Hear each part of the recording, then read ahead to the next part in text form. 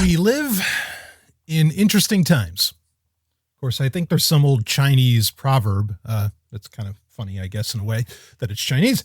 But there's an old Chinese proverb, or dare I say, blessing, something along those lines, that says, "May you live in interesting times." And we certainly have them. Of course, when aren't times interesting, really? I mean, I dare say there's always something interesting going on somewhere, somehow.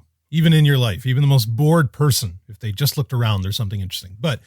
And I imagine there's a lot of people who might be kind of bored right now, or perhaps sweating or afraid, or among other things. And I am going to try, unlike the rest of the media, and dare I say the rest of the podcast space, to empathize with whatever the hell anybody is feeling, because regardless of what you think about what's going on right now with COVID-19, regardless of who you think's behind it, what's really going on, is all the fear justified? Should everybody be staying home like what's happening in California now? They're basically forced to. Regardless of what you think about any of that, the fact is we are thrust into a situation as an entire planet. In fact, speaking of planet, one of the things that kind of blew my mind, actually a prediction I made there is the episode of Sovereign Tech I did a couple of weeks ago called Have a Corona. There will be episodes of Sovereign Tech coming out this week, don't worry. But there's the episodes I did, the episode I did about coronavirus and some degree of preparation, depending upon what was going on. And, you pick and choose what works for you within that. There's a prediction that came true out of that. I'll talk about it in a minute. And we have a couple questions to get into. We'll get into what we can here. But I couldn't believe it that Planet Fitness shut down. Actually, most gym, chains have shut down till at least March 31st, as far as I understand it. There are gyms that maybe stayed open. I don't know, but at least until March 31st. I know Planet Fitness will be closed, and it's every single one, as I understand it. It's basically every single one. Initially, they had kind of lessened their hours, and now they basically said, "Oh no, we're going to close for however long." So even if I am someone who thinks, and I'm not, but I know that there are people out there who do that, "Oh, this is overblown. Oh, this isn't a big deal. Oh, more people die from car accidents or the flu or blah, blah, blah." Even if I were one of those kinds of people, it doesn't change the fact that there are aspects of my life that have changed, that have been forced upon me, right? Can't go to the gym now. Can't do, whatever. So regardless of what the fuck you think about this, you are existing in a world that is kind of forcing the consequences of whatever's going on upon you. Now, when I get asked, and believe me, I've been asked a lot, and one of the questions has to do with it. When I get asked about COVID-19, I mean, I have people, that I work with, people who, we're talking, there's people who are, CEOs or whatever. That ask me these questions and everything. And, well, what do you think's going on, Stallion? They'll ask me.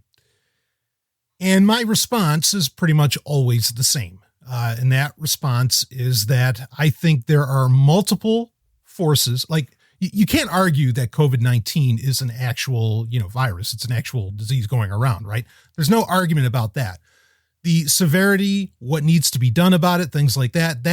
I think maybe that's where people get into arguments about the whole thing. But regardless, it's a real thing. Okay. Regardless of, I don't want to say vertical, but I guess regardless of severity, it's a real thing. And I tell people this, which I think is, I dare say it's unquestionable, that there are multiple forces taking advantage of this. That doesn't mean that everybody's doing something. And this speaks to, I think, I don't know, was it the Q&A last where I talked about this? I don't really recall. Or maybe it was in that episode, Have a Corona of Sovereign Tech. But I mean, my opinion of what's going on has not changed at all. Okay. But bottom line, yeah, I think that there are multiple forces taking real advantage of this. How that takes shape is a whole other question. Okay, like as in, because and I know this will surprise you, but I mean, I've literally heard from people who you wouldn't expect it from them, right? Because whatever, they're doing well in life. Okay. And let's understand this. There are whole industries. There are industries that are absolutely getting hit by this. And in fact, not just hit, but tanking, right? Now market's going back up, Bitcoin price went down below 5, I think. And now it's back up well above 6. I mean, it's kind of fluctuating and most cryptocurrencies are doing well again. Of course, they often ride the coattails of Bitcoin, so it's not a surprise, whatever. There are absolutely, and please, I know that some of my listeners, I know some of you work in these industries. And I said at the top, I said, I'm here to empathize with all of you because everybody's having to engage this in different ways. Okay. I have listeners who are immunocompromised. I have listeners who don't give a shit. I have all kinds. I hear you. Okay. I am not here to insult anyone other than people that won't wash their hands, but I would have insulted you before you before coronavirus was a thing. All right. But I know I have listeners who are in the travel or, the service industry overall, restaurant industry, and so on. And you are probably, unless you're like Domino's Pizza, which there's a part of me that's just like, man, Domino's just ain't quitting.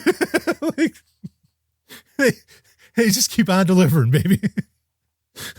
Which is a remarkable thing. I'm not saying I feel that way, like that's necessarily a good thing. It's just, you look at it and you go, wow, because then, you turn around and you look at GameStop, GameStop claims to be an essential operation, an essential industry that has to be open. No, you don't, motherfucker. In fact, you're not just not essential. You're also inconsequential, and you have been for almost an entire generation of consoles. So go shit yourself. But whatever. Anyway, but I know that the restaurant business, travel industry and so on. And then all of the industries outside of that, right? They have all been hit, but then there are whole other aspects of this economy that, yeah, I mean, maybe they've dropped, their profit margins might've dropped quite a bit, but they're riding right along. And I've heard from CEOs where they've said, yeah, as long as it goes, if it's only a couple weeks that a lot of this goes this way, then, it's not going to hurt us at all. You have people who say, well, but we won't have a vaccine for 18 months. So this could go on for 18 months, or this could go on till the summer. And that's when things start to get scary. I hear all these things, and I know there are varying aspects, again, of industry, of the economy, I should say, that are really, really hit by this. I understand that. But then a lot of the, dare I say, the essentials, okay, they're cruising along, and it speaks to something. Some of this is going to be in an upcoming episode of Sovereign Tech. The media is really not helping with this. And like I said, I think podcasts aren't helping with this, and a lot of businesses aren't really helping with this. Like, a lot of these businesses are putting out these emails, like everybody's fucking putting on email. This is what we're doing because of COVID-19. This is how we, blah, blah, blah. And it's all like they're just trying to garner customers. It's very nasty. But then when a lot of these, especially smaller businesses that don't operate at such a grand scale, a lot of these businesses, when like the CEOs talk to each other, they're like, oh, actually, we're doing fine. Like our businesses, we're kind of rolling along. Again, that's not every aspect of the economy. I know travel and restaurant, leisure and service. I know that there are issues there. I'm not disregarding that at all. Regardless of whatever the fuck the reality is around what is being reported about COVID-19, those industries are affected, and that is a fact of life. I'm not taking anything away from that. I am saying that you have people who basically think civilization is crumbling, and it's not. Okay. The other part to this, And this is the part that hurts, that in many ways hurts a lot for me to say from kind of an ideological and ethical standpoint. I never before in my life have so much seen how to phrase this, how important churches used to be. Really, it's more about gathering places, but gathering places that everybody like felt they had to go to. And so they would, right? I mean, I know I even cracked about going to church, and that if you did, you'd probably end up getting COVID-19. I cracked that joke in the Have a Corona episode. But I think that if people actually, and look, this is why because there are atheist groups who I know have been trying to create like a atheist service that you can go to on Sundays to kind of replicate what the church provided. I don't think they actually understand what the church really provided. Okay. I don't think they have an actual understanding of history, because it's not necessarily a sense of belonging. It was a sense of gauging reality based upon, because our sense of reality comes from a consensus of truth. Okay. And you could get a consensus of truth from, going to whatever weekly gathering it had to be. I mean, it doesn't have to just be church, be synagogue, whatever. Okay. But I think that if everybody, because the place where I've seen this happen in microcosm is actually at gas stations, where people will go into the gas station. They're not shutting down. People will go into the gas station. They'll go in to grab, coffee or whatever, something quick. And the bulk of the people are, everybody's like, wow, crazy times or whatever. But I mean, a lot of people are downright jovial in there. Now, are they just being stupid? Are they morons? No, I don't necessarily think it's that, because they're very, down hokum, I feel. A lot of these people, just based on a quick gauge. And basically, I feel that if people had a weekly gathering place that they went to, and that wasn't an option, right? I mean, that's why church was so effective, right? Because if you didn't go to church, whoo, baby, the earth's going to swallow you whole. You're going to kiss some hellfire or whatever. But if they had a place where they all could come together, I think people would be able to act far more rationally and engage this far more rationally, and perhaps have a sense of the reality around them that they could grasp and they could trust more, because of course it's hyper-local, but that they could trust more and not buy into whatever the fuck some celebrity who is meaningless is telling you, what the news, whatever the national news. I mean, does local news even matter? They basically just regurgitate national news. What the national news is telling you, whatever these massive companies, these big companies are telling you. And you could get a real sense of what this means to you, and the businesses around you could actually know how to react, not based upon mandates from on high, be it at the governor's office or the president's office or whatever, and fuck them, but whatever. Okay.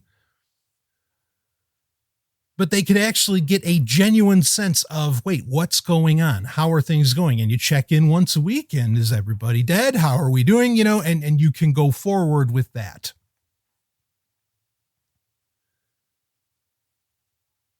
I don't want to, unlike a lot of businesses, a lot of companies, governments, and authoritarian structures, I don't want to take advantage of the situation. And it's not just authoritarian structures. Fuck every podcast. Fuck every, go down the goddamn list of it. I have been nothing less than annoyed at, you thought I thought I hated Hollywood before COVID-19. Now I really hate Hollywood. And basically there's not an actor, director, whatever in the bunch that I have any fucking respect for, except for the ones that have just sat back and kept their mouths shut, because what they have to say means nothing. Means absolutely nothing. No one asked them what they think. They just think they have some kind of power or some kind of responsibility to do good, and they're doing the exact opposite. Gal Gadot singing Imagine by John Lennon is the most, Imagine No Property, gal. That is the most insulting fucking thing one of the most insulting things I've seen in my life. It's ridiculous. But anyway, so online, everybody kind of feels like, speaking to that, everybody kind of feels like they're all in this together and most people are wanting to communicate online and all this stuff. And all that's very piss poor because again, how do you gather information online for what's going on? If you're stuck in your home and you're just gathering information online, you're getting it from national news, which doesn't say really anything to what's going on for you in your area and how you should react or how you should prepare. Okay.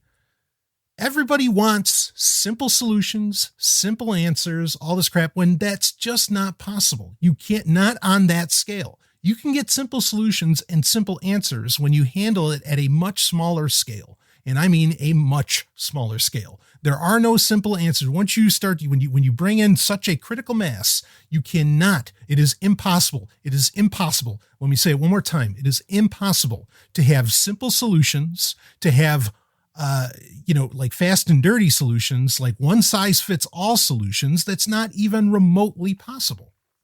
It's just not. There's an absolute lack of rationality in the reaction to this.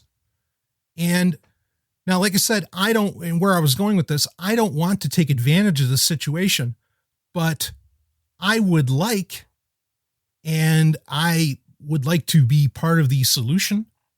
Okay. I would like for this to be, and this is going to get into one of the questions for this week. I would like it if what came out of this is similar to, kind of what came out of the Great Depression for a little while until World War II hit. In fact, there's a lot to say on some of that because, there's a million theories going on. Like I said, there is not, if you think there's something off about this whole thing, let me assure you, there is not just, like we were just saying, there is not just one reason. There are, like I said, multiple forces taking advantage of this on a lot of different scales. You think Hollywood's not taking advantage of this? Are you kidding me? This is letting them like reset everything and not worry about shit for a while. This is only slow, it's not, they said Hollywood's going to take or the entertainment industry is going to take something like $17 billion hit or something. The part that people don't realize is that's chump change compared to the budgets that they put out there to create 90% of the shit that they regurgitate or that they vomit out of California or wherever they happen to be. That's nothing. That's like a tax break to them. You understand? Don't boo-hoo the fucking entertainment industry. Not for a second. Okay. This is just them. Like they are buying more time because it's an industry that, they have set themselves up to fail based upon the scale that they have to, the scale at which they have to make money. So yeah, this is just buying them time. There's so many companies, there's so many industries that are absolutely using this as a reset point and to just buy some more time and to write off to investors. This is one way to get investors off your back, right? Say, well, shit, COVID-19, sorry, we couldn't do well this quarter or 2 quarters or whatever, you're out of luck, but this is what happens. And they kind of keep rolling on. Or maybe they have something in their clause where they can get out of there, some hurricane clause, more or less. So that's just one example. Is the government taking advantage of this? I'm sure in certain ways they are, right? Like Rahm Emanuel said so many years ago, you never let a good crisis go to waste. And we watched Big Orange say it right at the Rose Garden. He said specifically that, we're bypassing all kinds of laws. He just straight up said it. It's like, yeah, we're going to completely ignore the laws. So many laws so that we can, get something done about this. You think there isn't going to be other shit that gets, snuck in along with all that? Of course there is. Again, you've got to grasp this. Multiple forces taking advantage of this. And I'm very key phrasing, taking advantage of. That's not saying it's not real. That's not saying there aren't real repercussions, that people aren't in danger, et cetera, et cetera. No one at Sovereign Tech, and not me, is saying anything like that. I am saying to you that understand there are multiple forces taking advantage of this. And the first step to thinking rationally about it is accepting that first and not looking for one big bad evil to be behind this, or for, one big bad, and dare I say bad, one big bad solution, okay, to all of this. This kind of thing, projections I've heard, this sort of thing is going to be happening like every 3 years.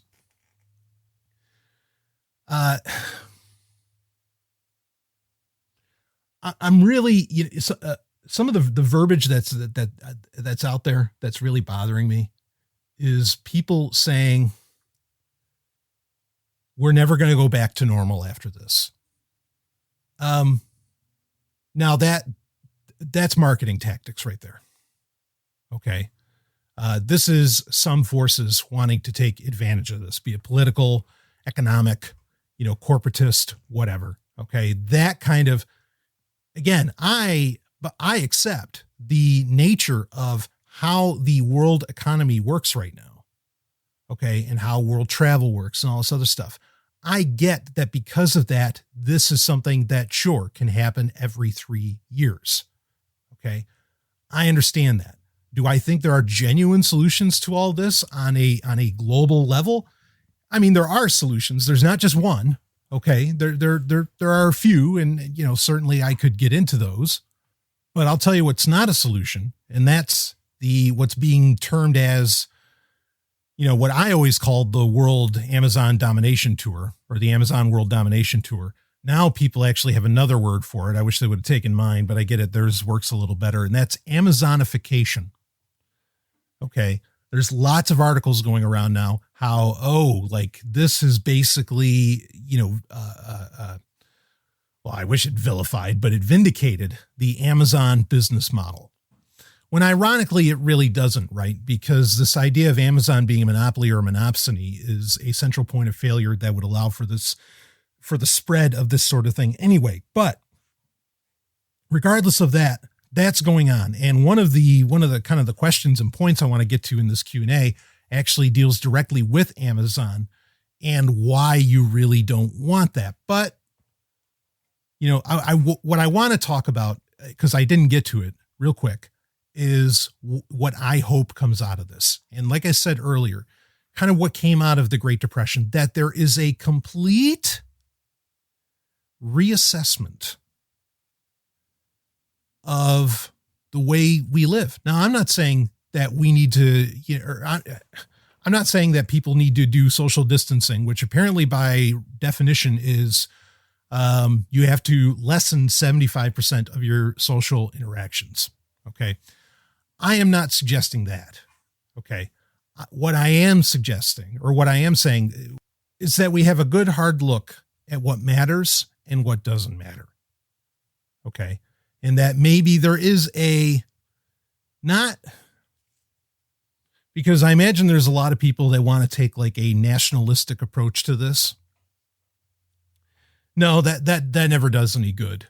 But a relocalization, but I'm not saying nationalism, because you're not going to have nationalism at the level of a few thousand people, right? Okay. That's not going to work, because that's how you end up with armies. But just personally getting in touch at a very local level again. Okay. And reassessing what actually matters. Do you really need that, whatever the fuck it is you just bought? Is that show so goddamn important to watch? Is blah, blah, blah. All these different things. I hope people walk away with this understanding what we said in the last Sovereign Tech I did about coronavirus, that society is incredibly fragile. And really the only way you can be anti-fragile is by simplifying, but you can only simplify at a local level. You cannot, it is impossible to simplify at a national level, at a global level, whatever. simplify our lives I mean, even if it's right down to the household, go as low as you want. Writing off individualism here isn't going to help shit. Okay. I mean, it's really not. So I grant you that I think the real solutions to all this would actually take far more than 18 months. Okay. Because I mean, you're upending the very way that we do things. Don't have everything go online. Have everything, in my opinion, go hyperlocal. Create a biodiversity within even the global economy, which there hasn't been that in forever. I mean, you know that just from the money supply, right? Or not the money supply, but like the amount of, this is something I used to bring up when I would speak at conferences. As far as Bitcoin goes, a factoid that I would bring up many times is that 100 years ago, there were over 1,000 currencies that were regularly traded around the world, or that were regularly in use and circulated around the world. Over 1,000. Now there's barely 100. Okay. And the thing to understand about fragility is that the less options you have, the more fragile everything is. Right? So I'm not saying I have all the answers. I think, looking back to, or not looking back, because that, people will just levy nostalgia and other horseshit against you. But I think considering, this doesn't mean you live in a world without technology or that you go back to horse and buggy or anything like that. No one's suggesting that. That's Silicon Valley marketing again on you again, right? Where they're saying, well, if we don't have Google search, we might as well go back to woodcuts for newspapers. No, jackass. Okay. There was an internet before Google existed, in case you didn't know. But a reassessment, to some degree, a resimplification that allows for a hardening and a resiliency that we've forgotten we used to have, that we used to be able to handle. Because again, I mean, do I think that this sort of thing's going to happen? Every few years we're going to run into this sort of thing. Sure.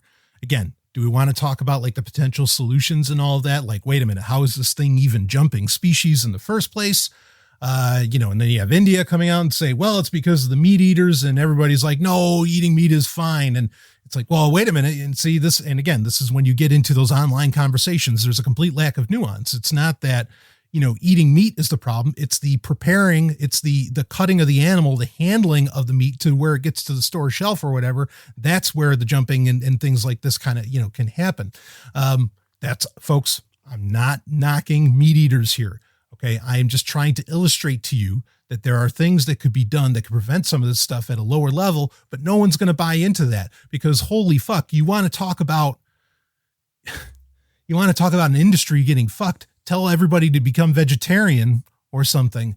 And wow, are you going to see far more jobs go down the wayside than anything COVID-19 could do, right? So is anybody going to actually talk about that kind of solution? No.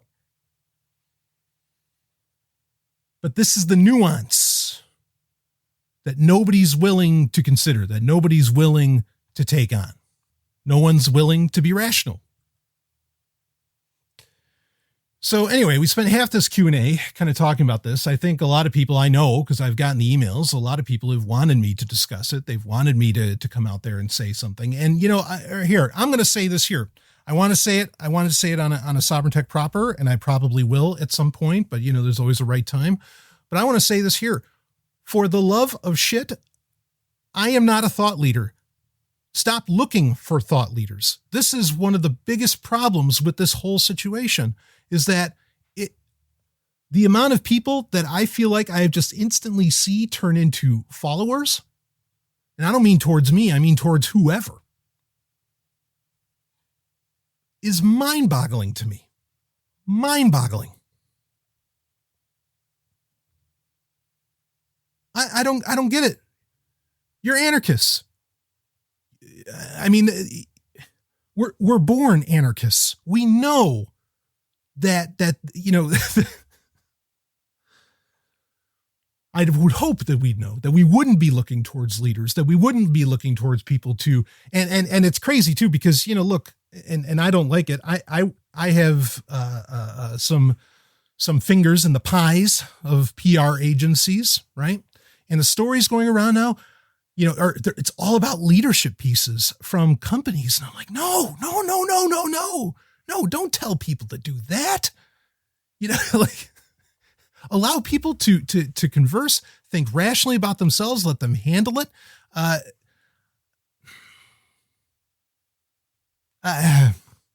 And I know, believe me, I know also that people are stupid. And what do we do about that? Well, really, are we really going to start arguing for legislating against stupidity?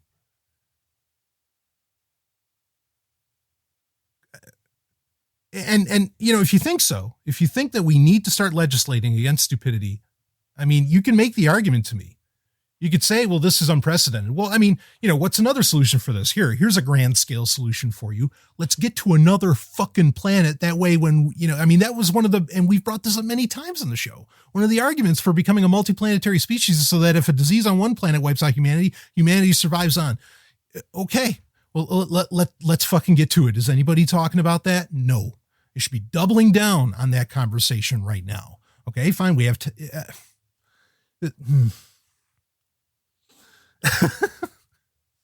this is real. I'm not saying it's not real. I'm just saying that there is a complete lack of rationality in the conversation around this. Complete lack. Okay. Look, I could talk about this forever. Okay. So I'm just we got to have a cutoff point, and I'm just going to say this. Okay. Foster personal relationships. If you don't already have strong personal relationships, at least with a couple people, okay, that you could count on life or death, foster some strong relationships, because those are the only real things that are going to get you through situations like this. Okay. Regardless of what happens. And if everybody's going to die, well, at least you're not doing it alone, huh? That's all I'm going to say about this. I'm not saying there aren't people having rational conversations. There are people out there having rational conversations, and I appreciate it, and I read them and I look into them and I think it's great. Okay. But then there are a lot of people that just are not. And the lack of rationality is being fostered by the media, authorities, businesses themselves. They are complicit in the situation, in the lack of rationality. So why, when you give up your rationality, you'd want to hand over authority to other people that are actually not allowing you, or trying to, that aren't allowing you to be rational? I mean, this is circular logic that I can't even grasp. Anyway, let's move on. This was a bit of an interesting situation. I mentioned this earlier. The concern around everything going online, right? And not going to even something as simple, perhaps, as going to your local bookstore. Now, folks, look, I am a huge fan of ebooks, and actually this situation bolsters my belief in, at the very least, having ebooks as an option. I love going to a bookstore all the same. Ellen and I, whenever we happen to be in the town to do it, we will go to a bookstore. I mean, it is just a beautiful, wonderful thing. Books are a beautiful thing that have survived many a catastrophic situation that has occurred throughout human history. And I was bothered when a Sovereign Tech listener informed me in the Sovereign Tech Telegram group that the book, which we reviewed on a Q&A, okay, and not entirely, I mean, I wasn't 100% favorable about it, obviously, okay, as most people that actually talk about this book aren't, even if they're someone that puts the book out there, they're not supportive of its entirety of message, okay? But, for an example, so I am ethnically Jewish, and I have been on record many times as someone who would have been a victim of this book, of saying that I don't think Mein Kampf should ever go out of print. I think it should always be available. There should be plenty of copies to go around, to warn people so they can see what that brand of authoritarianism and tyranny looks like, and they know when it's coming again.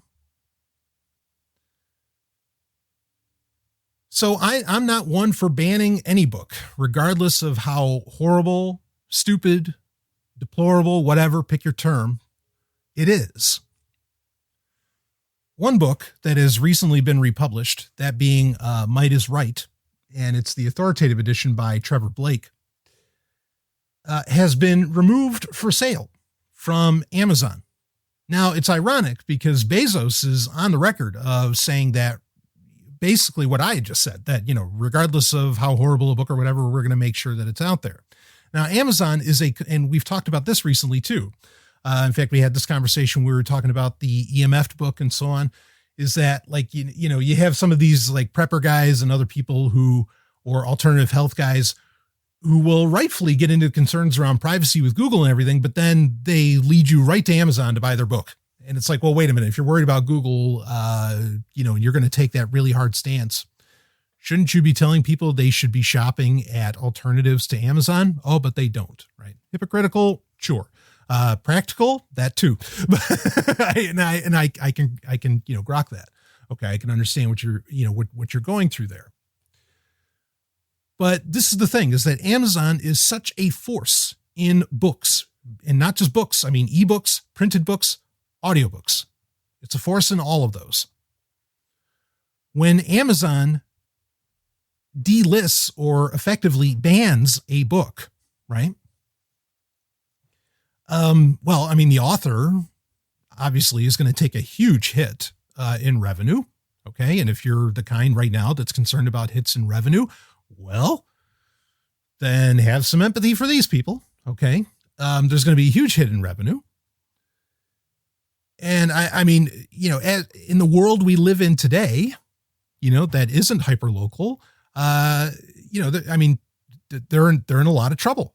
And basically that is going to send the unconscious signal that, well, I can't say anything I want to in a book, etc., because I dare not have my book get taken down by Amazon. And so you'll end up playing by Amazon's rules. This is the danger of the Amazonification, okay, of everything. Because you create a central point of control over what can get sold,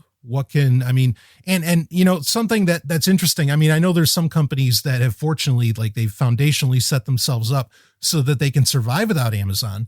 But we already have the reports that Amazon has stopped order lists from other companies, that Amazon stocks its own shelves effectively, its warehouses with. But they have stopped, as of a couple of weeks ago now, they have stopped sending out order shipments. Like I said, there's some companies who, fortunately, they already have a direct to consumer relationship where they can survive past that. But a lot of companies have become reliant upon that order from Amazon that comes in every week. And now they're fucked. And the irony is that it's fucking with businesses and entrepreneurs. But then you've got everybody now saying, well, we better order fucking everything on Amazon. And look, I order online too. Fortunately, I've been coming along slowly to trying to buy more and more off of Amazon. But this is the danger of this happening. So the book, I don't even think I said what the book was, or maybe I did, but it was, Might is Right by, of course, Ragnar Redbeard. Now we know who Ragnar Redbeard is, etc. But anyway, Trevor Blake ended up getting the book taken down. Of course, it was done through Underworld Amusements, blah, blah, blah. This is bad. Okay. This is really, really bad. But then also understand, this is why, because you could say, well, this is speaking out against ebooks. No, this is why I buy rare books or books that aren't available electronically, and I get them professionally scanned. And they, it's in PDF, which almost every device on the fucking planet can read a PDF. and it's available, in the most widespread format possible, no DRM, whatever. And I put them out there, and, whoever wants them and wants them for free, I don't give a shit. Take them, have them, just make sure they are out there and that Amazon can't fucking shut them down. There are other situations that happen too. I think, actually the same listener, informed me that, just a brilliant guy. He informed me that, the Unique in Its Property, the book by, Max Stirner, which, boy, that book is certainly needed now. The Unique in Its Property which was the newest translation by Wolfie Landstreicher. That the company that publishes that, like they've more or less gone out of business. Again, I've got an ebook that I had made of it, and people can have it, whatever, and put it out there. I mean, when you consider, kind of what many people consider the disaster scenarios we're in right now, we got to do, it's good to be a librarian, right? It's good to want to preserve knowledge when you're dealing with these kinds of situations, because the more knowledge you have and that you apply it with wisdom, which becomes wisdom, then the more rationally you can engage any situation. So, trying to preserve knowledge and art is a fine and dandy thing. So it makes us who we are. But Amazon would rather have control and say, yeah, no, we're not going to let this book out there. And that's a problem, because even a book like Might is Right, I could, if you wanted to, you could put it up there with, and I think we're going to learn more about, now that we know who the author of that is, I think maybe we can shine a better light on what the fuck was being said in Might is Right. Because it's like when we reviewed it, I mean, it's a very contradictory book. It doesn't make a whole ton of sense. Regardless, those kinds of books, if you're concerned about what's in Might is Right, well, you better hope that it stays in publication. That way you can look out for it, right? And you know the language that you're concerned about. And when somebody utters said language, okay, you can take action upon it early. Banning books doesn't work. I mean, it's the same thing. It's the same with everything. Banning YouTube channels and YouTube videos, even though I have no real sympathy for the people that it happens to more or less, because that doesn't even cost anything. I mean, printing a book like Might is Right, I mean, that, there's production costs in that. Regardless, banning YouTube, just because somebody's fucking extreme on YouTube or whatever. No. Have them out there. That way people can make the debunking videos over what that asshat is saying, right? Burying knowledge doesn't solve shit. Never does. Making it readily available, that's always, what leads to whatever solutions, happen to present themselves. So yeah, this is bad that Amazon, we have absolute proof that Amazon is engaging in banning books. Might want to get the fuck away from that company. A great solution, I mean, one that I've been engaging in quite a bit is, of course, using eBay. eBay has, in many ways, it's certainly not the same animal that it was when I was growing up. eBay has, in many ways, just become a retail store. But then at the same time, it's also become a great place to get your hands on things that really, when Amazon doesn't have it. In fact, Amazon's in such a situation right now, planned or not, where I can get stuff shipped faster from eBay than I can from Amazon. So now, granted, eBay doesn't have I think eBay, the return policy isn't as fast, but I think eBay's return policy is just as solid. And eBay has, as someone who I sell stuff on eBay. I mean, eBay sides with the buyers, 9.9999 times out of 10. So their return policy is on. It's just, it could take a while for you to get your money back. Sometimes I'm aware of that. But I mean, I think that's a totally valid way to go about this. That's one of those steps towards, I think, actually getting hyper local again, right? So anyway, boy. Yeah. So Amazon, no. Don't buy into the Amazonification that everybody's talking about. For fuck's sake, don't. I got a question here that has to do with COVID-19. I'm debating on holding off on it I actually got a lot of these, and I summed them up on my on my little Patreon doc here, or I mean, my little patron doc. And it's, if you thought this was the worst case scenario, what would you do?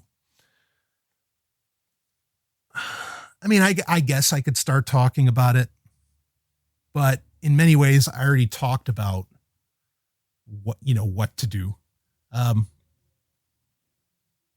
Yeah, I guess I'll touch on this a little bit. If I thought that this was like the fucking end, like this was it and civilization was going to collapse or whatever, or I thought that this was, it's funny. I mean, the one thing that I do agree with, like I said, all the problems with people saying we're never going back to normal, blah, blah, blah. Oh, God, I fucking hate that language. Or I'm sorry, Satan, I hate that language.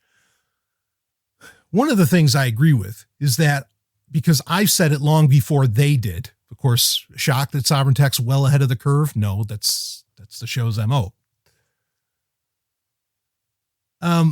Now they're all basically admitting we live in a dystopia. Like now most news organizations are effectively willing to admit that, right? And I've been saying that for years, that I think we already live basically in a science fiction dystopia. Okay. I guess if I was to answer this in brief, I mean, certainly if I really thought this was the end, as quickly as I could, I would, I mean, it's basic survival scenario. I would get my hands, I would, lower my load, lessen my load as it were. Okay. And that doesn't mean I'd come everywhere. No, I mean, like, I would get rid of all the non-essentials. I would sell them. Speaking of eBay, I'd sell them all on eBay, right? I'd sell all my starships, whatever, get rid of everything, all that kind of crap. I wouldn't wear camouflage because that just looks stupid. Everybody that wears camouflage looks like a moron. And you could take that statement right to the bank. In fact, earlier I told you there was a prediction.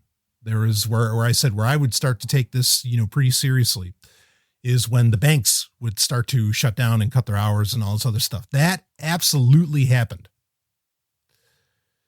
So yeah, I get it. Anyway, I mean, if you don't think this is going to be used for some Jubilee style debt cancellation, by big businesses and whatever else, so you better believe it's going to happen. Anyway, yeah, I would try to convert everything into currency as much as I can. Currency, and then really, like, I'd probably end up, like I said, everybody that wears camo looks like an absolute idiot and positively ridiculous. And I would spare no expense to, laugh I spare no chance, I should say, to laugh at people that do that. And I do it in public. Like, I've seen guys at the gym and I'll just kind of like walk by chuckling, when they're wearing camo and everything. But that's not to say that more utilitarian, even though I don't like utilitarianism as a philosophy, but, just in a more abstract, more utilitarian clothing and everything. Yeah, I'd probably be getting into wearing that and just, having a mindset, which is where all solutions come from. Ultimately, having a mindset of, that basically I am like in dystopian occupied territory. Like that's basically how I would be thinking. And that doesn't mean that I wouldn't be, that I'd be constantly unhappy or something. No, actually you might find that when you have so much less shit that you'll be exceptionally happy because of that. And a lot less worries to engage, again, dystopia or the end, for whatever reasons.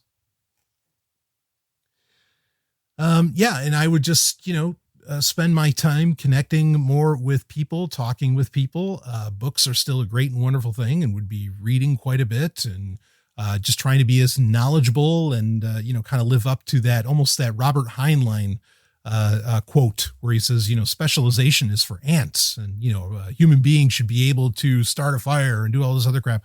I would definitely be actively working towards being able to do that and living in such a way that, that I could. Is everybody able to do that sort of thing? Of course not. We all have different capabilities, tolerances, and I say this with absolute respect, handicaps, amongst other things, and I'm not knocking anybody for that. That's how we are. We're born different. But, maximizing my ability on that. And I'd be, living a very leave no trace, kind of as little footprint as possible lifestyle as I could. Would I have a bunch of cryptocurrency? Sure, because if any currency is going to survive, it'll be that. I mean, look, folks. Okay, and look, if you want to invest in gold and all this other stuff, fine and dandy. Okay, speaking of classic talks I used to give at conferences, I used to give a talk called "Is Bitcoin More Real Than Gold?" If civilization collapsed tomorrow, I hope that when or if it re-arises, okay, that it is not based upon the value of something being pretty, okay, that it is not based around gold.